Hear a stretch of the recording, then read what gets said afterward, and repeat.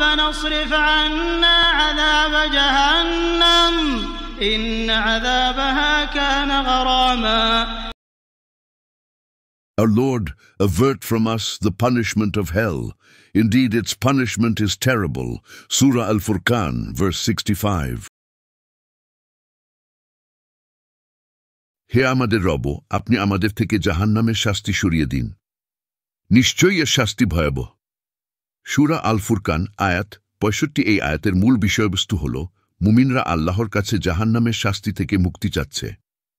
তারা জাহান্নামের শাস্তি সম্পর্কে সচেতন এবং এটিকে একটি গুরুতর বিপদ হিসেবে বিবেচনা করে। তারা আল্লাহর রহমতের উপর নির্ভরশীল এবং তার কাছেই সাহায্য প্রার্থনা করে। এই দোয়া কখন পড়বেন?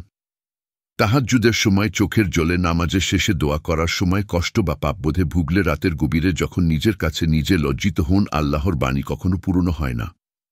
কোরআন আমাদের সবার জন্য, প্রতিটি যুগ, প্রতিটি মানুষ, প্রতিটি মনের জন্য। পরিবার পরিজনকে শিখান এই পবিত্র কোরআনিক দোয়া।